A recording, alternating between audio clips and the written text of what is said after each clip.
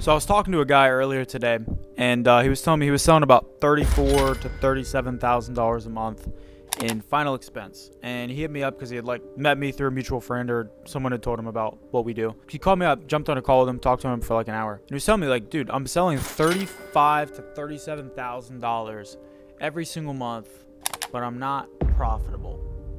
This guy had had successful businesses in the past, by no means was a clown whatsoever. Ultimately, I think is an important lesson that everyone watching this video that's selling final expense or mortgage protection or something, kind of like that, should really listen to and consider and think about.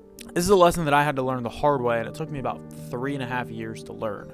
And that is that selling simplified issue life insurance, specifically final expense, I'm not going to say the mortgage protection is completely bad because I do know people that make good money in it, but specifically with final expense, I can say without question, unequivocally, is the dumbest business model you could possibly have besides trying to sell ice to Eskimos in 2025. Sitting here in beautiful Puerto Rico, this is called a little place called Dorado Beach. A bunch of 100 millionaires and billionaires live here. Really, really cool spot. The minimum that you can pay for rent in this spot is $9,000 a month. So we're checking it out, considering moving down here for the tax reasons in Puerto Rico and the networking in this particular spot. But what I really want to talk to you guys about today is why final expense is such a bad business model. And this is coming from someone who did it for, again, 3.5 years. I got my start in it. If you go back and look at our old YouTube videos, you can see videos of me talking about selling it, even recorded videos of us selling it, me and my business partners selling policies. And I can tell you from someone that's done all of that, it doesn't work on an individual level, okay? I'm going to explain why some people make money in it, why the majority of people fail, and what I would recommend for you to do instead. And ultimately, I'm making this video, I want to talk to myself 3 years ago so that whoever's watching this can avoid the mistakes that I made, okay? So the reason that people recruit into final expense at the level that they do is because, for one, they have to, and for two, it's very simple, okay? So there's a few sides of the insurance business. One of those sides is selling to businesses, right? B2B, health insurance, complicated life insurance plans, key man insurance, all that kind of stuff, right? The other side is more so on the retirement side, doing that kind of piece. And then the most well-known side, and the reason that the majority of people get into the business, is the recruiting side of the business, right? This is how I got into the industry. It's probably how you got into the industry. What you have to realize is all of these different little sectors, they have their own pros and their own cons, and there are different ways to play the game, right? Insurance is basically just one version of the money game, and each of these little games have rules within them, okay? So, for example, the rule of the B2B, health insurance game is you need to find big business owners and you kind of want to network, and these deals take a longer time. You can probably figure it out over ads, but most people don't really do that. It's more of you go and you network and meet people at business conferences, and then you sell them these big plans. Probably same thing with Keyman. The retirement space is more so of positioning, branding yourself as an expert so that people want to go to you, or it's doing seminars or webinars and all kinds of stuff. And I can talk about that in a different video, but specifically the recruiting game is very clear, okay? The recruiting game is you bring as many people in, those people go and sell policies, and it's not based on people building a career out of insurance for the most part. There's obviously exceptions, but the whole model is based around selling a simple product that anybody could figure out how to sell, okay? So a lot of these big IMOs, not every single one of them, I work closely with a lot of the IMOs, but as an individual producer, if you're watching this and you're kind of looking through everything, what you have to realize is that most of these agencies, they don't really care if you succeed because it's not their business model, right? So the reason that they'll have you go and sell final expense is because anyone can sell final expense. It's very simple, very easy to understand, right? It's made for the masses to figure out how to sell. So it's not necessarily the best opportunity. It's just where they have to start you, right?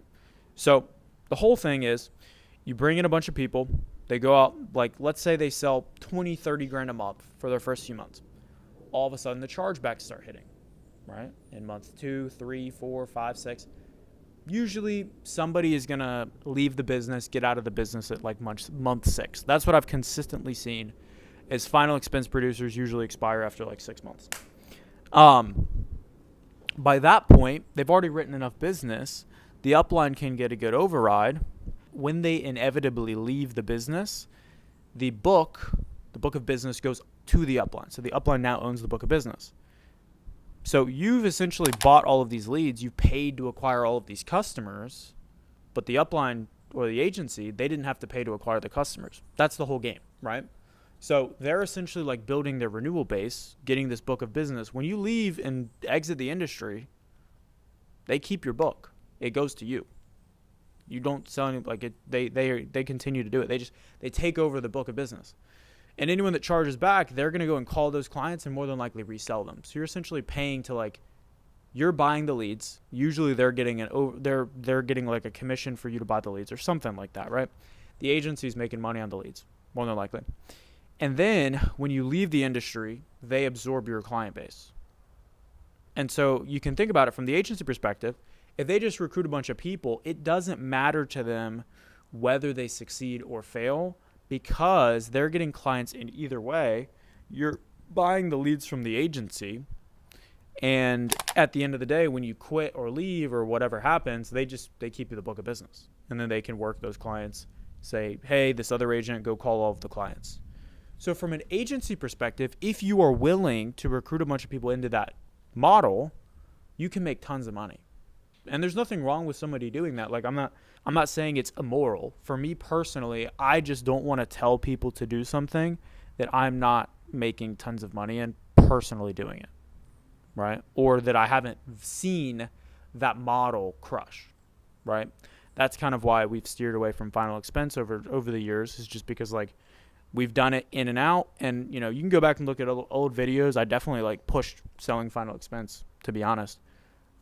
In retrospect, you know, I wish I would have known everything I know now, because I probably convinced some people to do it. But, you know, you live and you learn. We all make mistakes.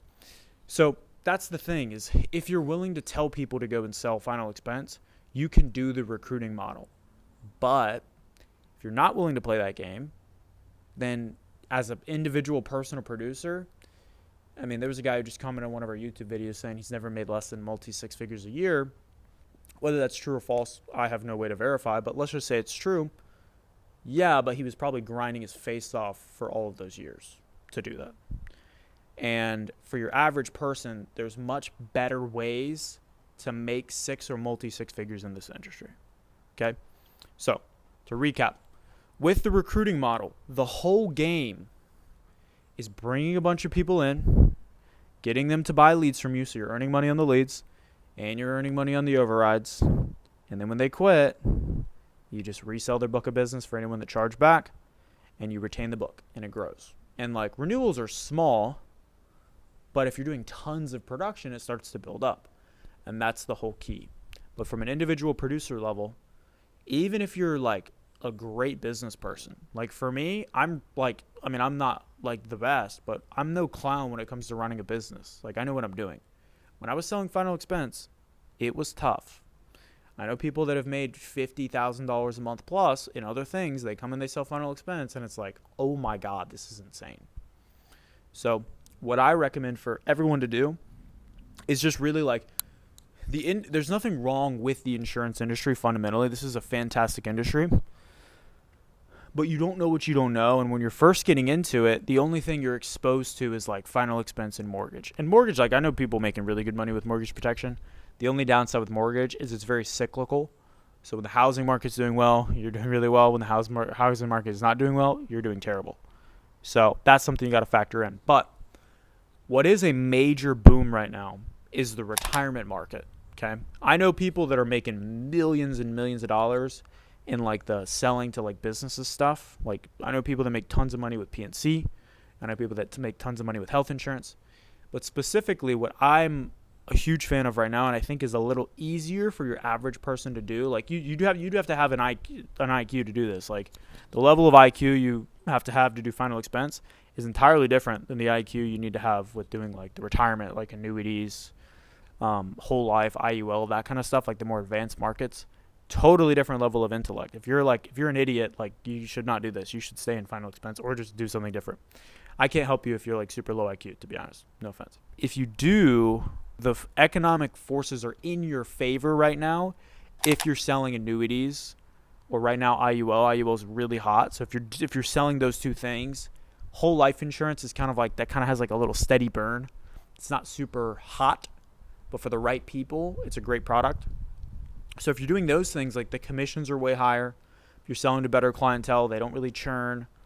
And I mean, I know people making multi-seven figures a year selling annuities.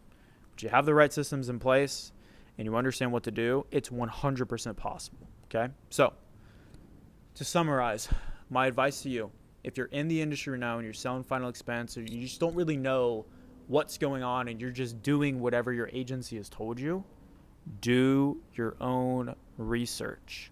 Look into the other sides of the industry and figure out what's going to match your skill set and give you the lifestyle. And I guarantee you it's not selling final expense and building an agency unless you just want to do the recruiting spaghetti of the wall thing, which is fine if that's what you want to do. But for the majority of people that are getting into this, they're being sold a dream that doesn't exist. That's the reality of it.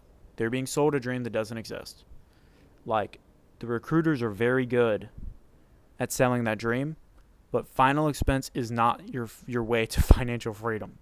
You're basically basing your entire income on the brokest, respectfully, the brokest, most unhealthy people paying their bill and living for over 2 years.